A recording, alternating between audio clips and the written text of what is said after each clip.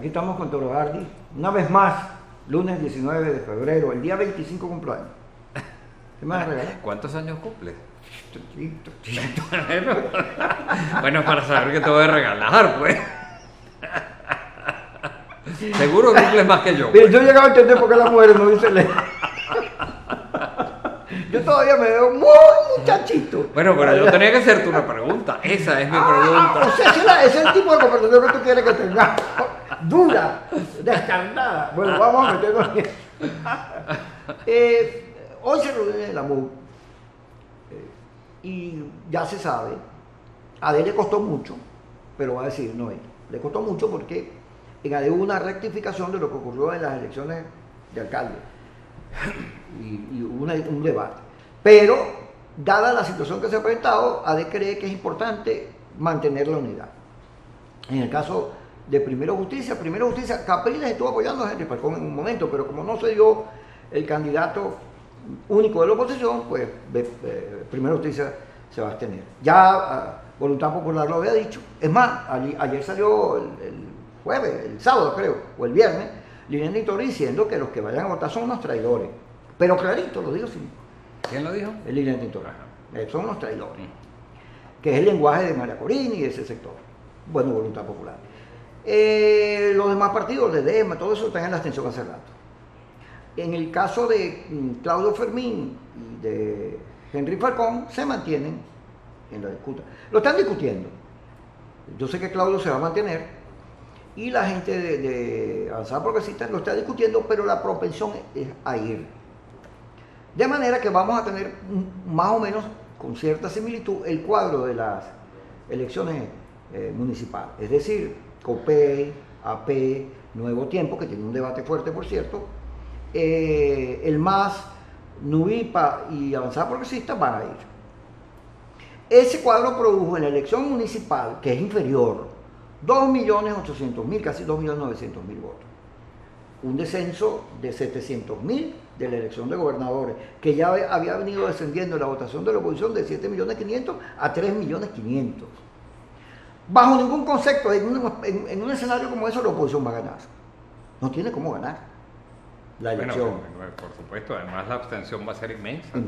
Va a ser tan igual como la gente que va a votar. Y yo eso hasta lo opuesto. Solo que tenemos un problema grave. El país va a entrar en una situación de recontra-hiperinflación enorme. Claro. Si se aplican las medidas petroleras, y eso que quiero que me ayudes a explicarlo, va a ser peor todavía. Y vamos a tener una situación de una super conflictividad.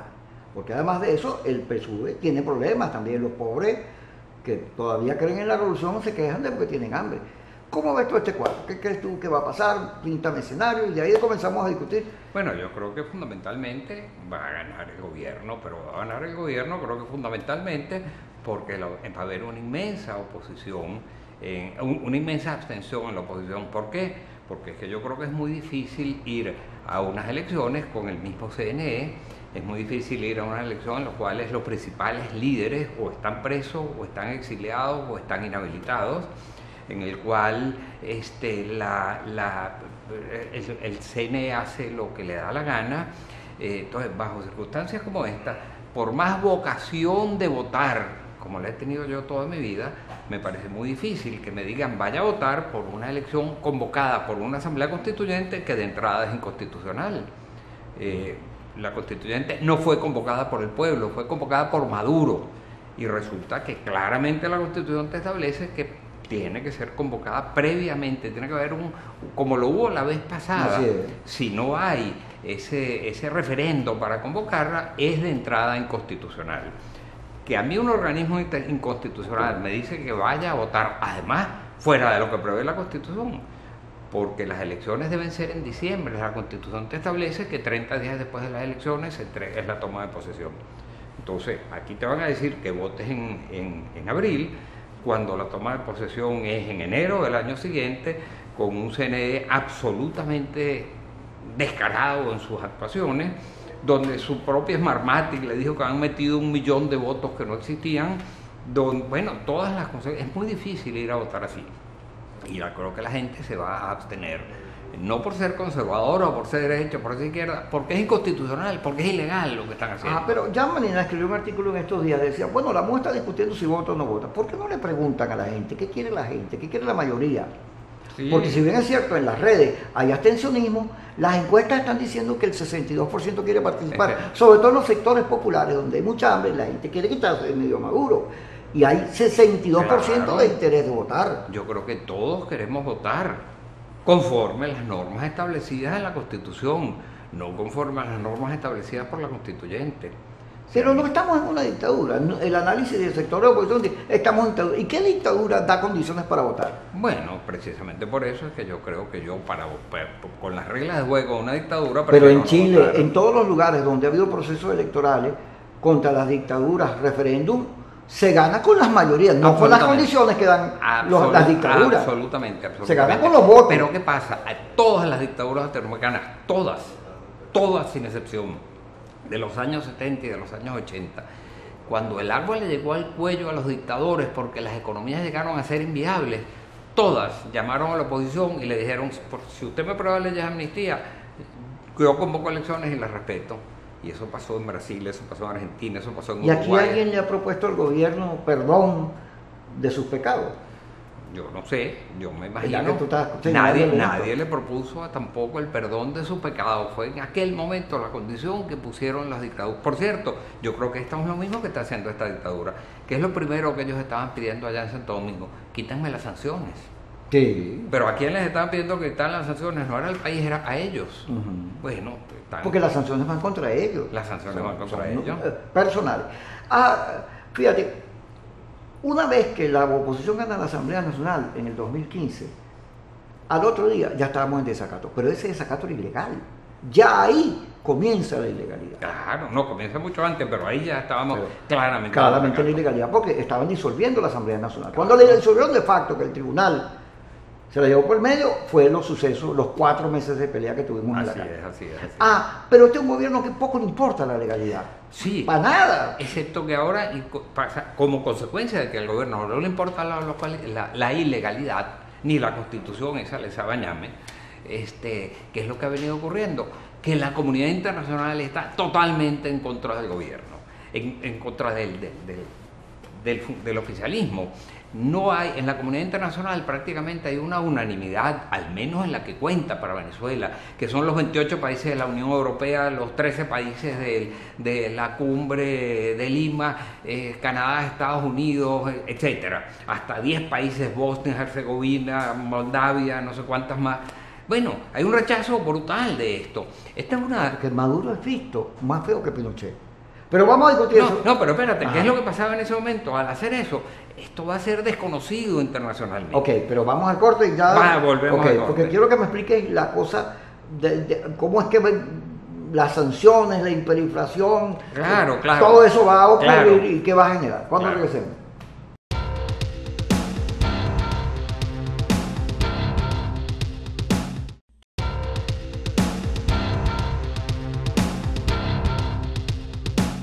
Seguimos en Suquicosi, José Toro Hardy con nosotros.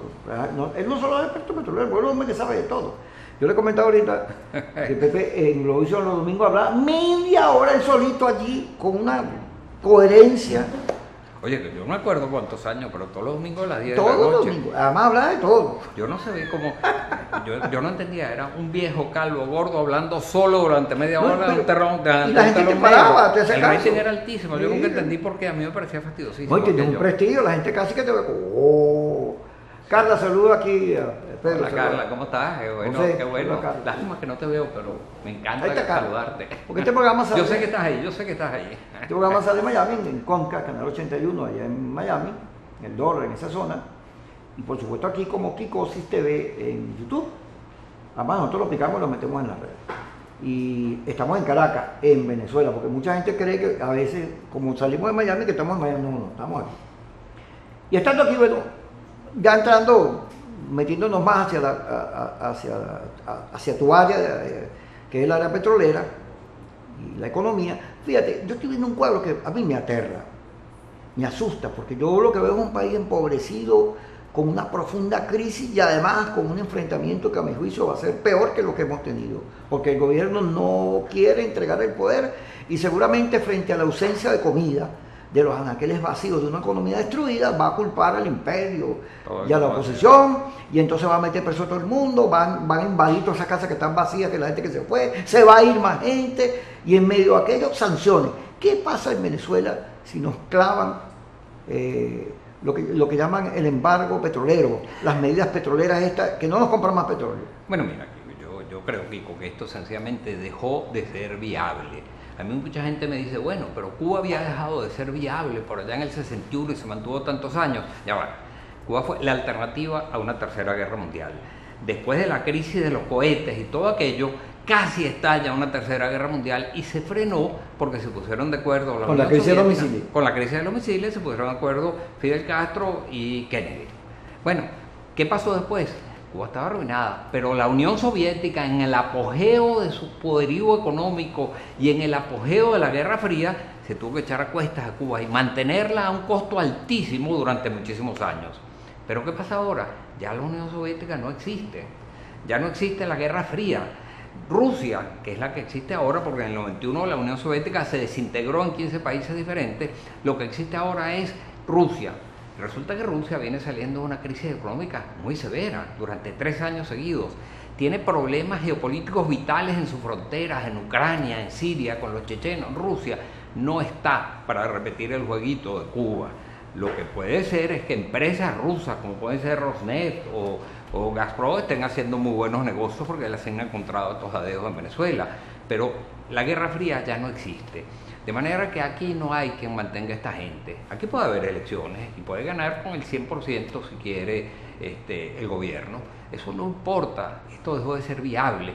El tema ahora es que en Venezuela está estallando una hiperinflación como nunca ha conocido el hemisferio occidental. ¿Por qué hay hiperinflación, Kiko? Bueno, mira, la razón fundamental es porque hay un déficit fiscal incontrolable y hay un déficit en el flujo de caja de las principales empresas del Estado, pero sobre todo de PDVSA. El déficit de PDVSA es tal que para que no cierre sus puertas, el Banco Central tiene que emitir inmensas cantidades de bolívares sin respaldo para que se los entregue a PDVSA y así se incorpora a la masa monetaria del país. Ese inmenso crecimiento de la masa monetaria, más del 90% por cierto proviene de los auxilios financieros a PDVSA, empieza a demandar bienes en el país. Pero en el país no hay bienes, no hay alimentos, no hay carros, no hay nada que comprar. El único efecto de ese crecimiento de la masa monetaria es que suben los precios. Muchos bolívares tratando de comprar pocos bienes, el bien de esos pocos bienes sube. Y al final del día, todo ese dinero se desvía hacia la compra del único bien que se puede comprar en Venezuela sin límites, dólares en el mercado paralelo. Por supuesto, este también se dispara y eso retroalimenta la inflación. Porque como el gobierno no está entregando dólares a los importadores, ellos tienen que comprar esos dólares en el mercado paralelo y el costo es tan alto que lo tienen que trasladar al precio de los alimentos y de lo que importen. ¿Ustedes saben cuánto puede ser la hiperinflación en Venezuela el año que viene? Te voy a sacar 300, 400 por no, chico, no sé. Bueno, mira, si hay una fórmula que es la que se utiliza universalmente, todos los economistas lo utilizan, de un señor que por allá en los años 50 que se llamaba Philip Kagan. Y él dice, si la inflación promedio mensual fuese del 50%, lo aplicas a la fórmula matemática y eso te da 18.785% al año, que es lo que está estimando el Fondo Monetario. Pero si la inflación fuese del 85% al año, promedio mensual, que es lo que fue en diciembre, en enero, la inflación llegaría al 106.000% en el año 2018. No fue conmigo, me y si la inflación fuese del 100% promedio mensual, que es hacia lo que vamos, la inflación sería del 406.000% en el año 2018. Yo no tengo mecanismos para hacer encuestas en los automercados, yo estoy simplemente aplicando una fórmula matemática. De manera que ese es un fenómeno incontrolable. ¿Por qué, fíjate, los carros, los apartamentos ahora valen menos? Claro. Porque un carro, digamos, antes costaba lo que costaba. Ahora tú consigues 2.000, 3.000, claro, sin problema. Los apartamentos, una mansión en La Lagunita que costaba $2 millones, ahora vale $150.000. Así es. ¿Tú sabes por qué? ¿Por qué? Porque la economía se está viniendo a pique, porque lo único que hay es bolívares circulando, pero no hay dólares en el mercado. Fíjate lo que ocurre con eso. el Producto Interno Bruto de Venezuela en 3 años, si se cumple la estimación del Fondo Monetario Internacional, que dice que este año el Producto Interno Bruto va a caer en 15%, en 3 años la economía venezolana se va a ver, la contracción va a ser de un 55%. Eso no hay precedentes ni siquiera en países en medio de una guerra. ¿Y puede una situación como esa tumbar a Maduro, ya que no hay salida electoral, cuando la Fuerza Armada Nacional es aliada de Maduro? Cuando los militares tienen tarjetas de crédito, banco, comida, misión vivienda, lavadora, son unos consentidos porque son parte de la Unión Cívico-Militar. Claro, bueno, yo creo que los militares suena poliedro, Kiko, perdóname. Yo creo que los militares del alto mando y los que están más cercanos tienen todo eso. El resto, lo que tienen es una familia que está pasando tanto trabajo como el común de los venezolanos. De manera que la situación no es así de clara. Yo creo que lo que viene es muy difícil en Venezuela. Yo también. Yo no veo, mira, no hay precedentes de un gobierno que en medio de una hiperinflación de esta magnitud se haya mantenido, a menos que alguien se los eche a cuesta. Pero fíjate que en política dicen que el gran éxito de Maduro es que con todas esas condiciones no solo se ha mantenido, sino que ha dividido a la oposición. Cuando regresemos vamos a conversar. Claro que sí, claro que sí. Ya vamos a estar con ustedes.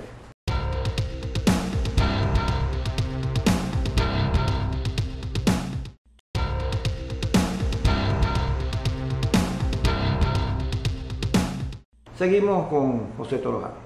Fíjate, todo el mundo dice Maduro es bruto, no sé qué cosa, lo insultan, le falta inteligencia.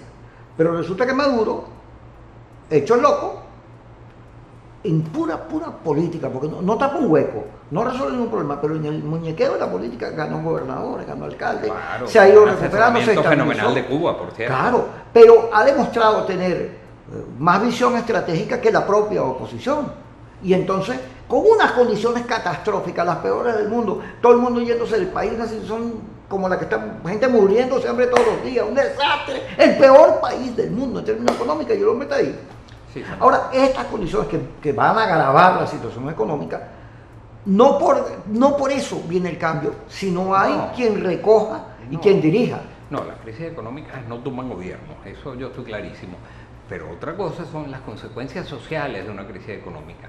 Una hiperinflación que fácilmente puede superar el 100% en el 2018 en Venezuela, en medio de un ambiente de escasez de alimentos como el que hay en Venezuela, porque destruyeron el aparato del sector agrícola. Todo lo destruyeron. Y el comercio y la industria. 6 millones de hectáreas expropiaron a agroindustrias, acabaron con las empresas industriales, etcétera, del sector agrícola. No hay alimentos. La única posibilidad de resolver el problema alimenticio en Venezuela hoy en día es importando los alimentos. Pero para eso necesitas dólares. Y resulta que no hay dólares. Porque el 95% de los dólares que llegan a Venezuela provienen del sector petrolero. Y el sector petrolero se está viniendo a pique. El año pasado la producción petrolera en Venezuela cayó en 649.000 barriles diarios. Esos son muchos barriles, la gente no lo entiende. Déjame darles una comparación. Cuando se nacionalizó la industria petrolera en 1975, PDVSA tardó 20 años en aumentar la producción petrolera en 650.000 barriles diarios. En ese monto cayó en un solo año, el año pasado, la producción petrolera y sigue cayendo. De manera que sin dólares, sin acceso a los financiamientos internacionales, porque Venezuela y PDVSA, la República y PDVSA están declaradas en default, al menos selectivo, porque se vino a pique, la economía venezolana se ha contraído de una manera brutal. Frente a una situación de ese tipo de hiperinflación sin alimentos, el panorama que tenemos es muy grave, es un panorama de tensiones y de ruptura social. Y frente a esa situación, los gobiernos les es muy difícil mantenerse. Hay un solo caso de hiperinflación brutal que yo recuerde después de la Segunda Guerra Mundial, que un gobierno se ha mantenido, dos. Uno fue sin Mugabe. ¿Pero por qué se mantuvo Mugabe? Porque su vecino al lado, que era Sudáfrica, tenía un pavor de que en todos aquellos problemas que estaban saliendo del apartheid se pudiese venir distorsionar la como anda Colombia con nosotros, pues. Bueno, pero ¿qué hizo entonces? Era Mandela, en aquel momento el presidente, se echó a cuestas a Zimbabue, tal como la Unión Soviética se echó a cuestas a Cuba. Y por eso se mantuvo Mugabe, hasta que ahora finalmente cayó. En Nicaragua hubo también problemas de hiperinflación, pero ellos producían muchísimos alimentos. En medio de la peor hiperinflación, ellos eran exportadores de alimentos. Pero hiperinflación sin alimentos, eso es muy difícil de lograr. ¿Pero qué ocurre? Fíjate, si pasa lo de Cuba y en Venezuela se van 4 millones de habitantes en medio de esa crisis. Entonces la crisis tiene como ingrediente un gentío saliendo. Y el gobierno aplaudió, váyanse como está haciendo. Salgan corriendo, porque además todo lo que dejen ellos aquí me lo agarro yo y se lo regalo a los pobres para que no me frieguen. El problema siempre va a seguir siendo dólares. ¿De dónde los van a sacar? No existe. Pero aquí te dan tú vives en un barrio, te regalan un apartamento en los Palos Grandes, quedas feliz. Bueno, ese señor quedará feliz por un tiempo. No se puede mantener la economía. La economía venezolana dejó de ser viable. En medio de las actuales circunstancias no es viable.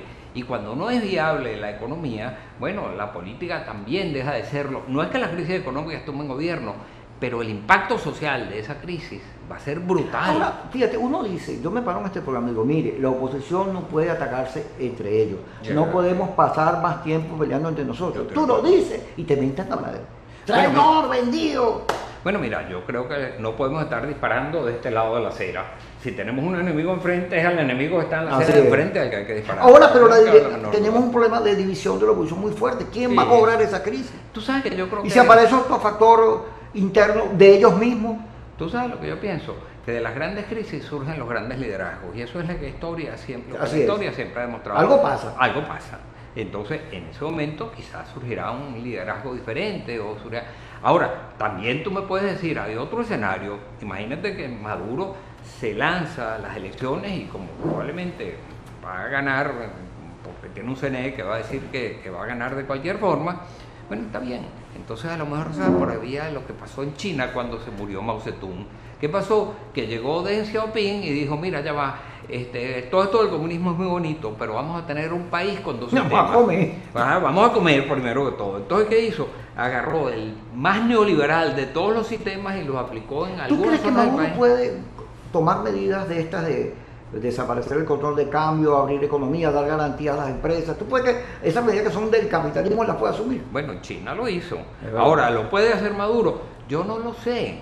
Yo no lo sé si lo puede hacer Maduro. Pero es que no tiene más remedio. Es que no tiene más remedio. Pero lo que yo no sé es ya si su partido se lo va a aceptar. Si su grupo se lo va a aceptar. Porque no te vayas a creer que ellos son un matrimonio perfecto. Ellos están súper divididos. Ahí tienes a Maduro peleando con Diosdado y a los dos peleando con Rafael Ramírez.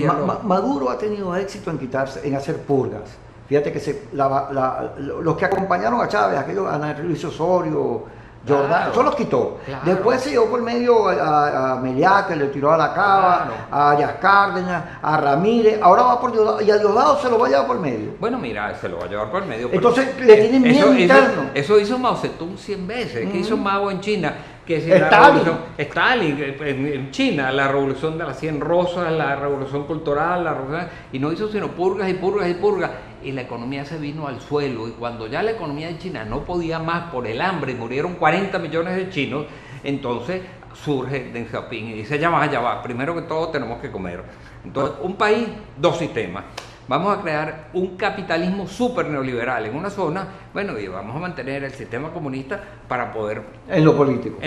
Nada. Bueno, eso hizo, y resulta que por esa vía China creció durante muchísimos años como la economía de más rápido crecimiento. Pero dejaron pobre al grueso de la población china que vive en el interior. Y ahora China dice, ya no es importante crecer, ahora tenemos que darle de comer a la gente de adentro. Y por eso la economía china ha pasado de crecer 12% durante 28 años a crecer 6%. Ahora, digamos, si en medio de toda esta crisis la oposición logra entenderse, fijar como objetivo la crisis económica, más que la crisis económica, es decir, convocar a las mayorías, claro. Dentro de la crisis puede presionar, imagínate, organizando las protestas, exigiendo aumento de sueldo, medidas, etcétera, puede cubrir la unidad y dirigir un proceso de cambio, pero para eso tiene que estar claro lo de la unidad, que todos hacen falta. No, es que te digo una cosa, a mí me parece absolutamente irrelevante estar peleando por una candidatura única en una elección que con trampa o sin trampa o como sea, el gobierno lo va a controlar porque controla el CNE. Pero me parece que mantener la unidad es muy importante para poder enfrentar al régimen más allá de unas elecciones. Yo creo que la unidad es importante y hay que rescatarla. ¿Con qué líderes? No lo sé. Surgirán nuevos líderes porque los países, la historia va evolucionando, va cambiando. Los vacíos se llenan. Los vacíos se llenan. Sí. Yo creo que este discurso que estoy viendo ahorita, de que son traidores quienes vayan a votar, y entonces dividiéndonos nosotros mismos, yo creo que eso va a dar pie a un nuevo discurso. Viene un nuevo discurso. Porque eso es lo que, esa acusación de que tú eres traidor y no sé qué cosa, eso es chavismo. Eso es una repetición del esquema chavista. No, yo no creo que eso tiene sentido, pero, sí tiene sentido que estemos unidos para enfrentar lo que viene, no para enfrentar las elecciones. La unidad es fundamental. La unidad es fundamental. Gracias, José, por estar con nosotros. Encantado, Kiko. En tu casa. Gracias por la invitación. Nos vemos mañana.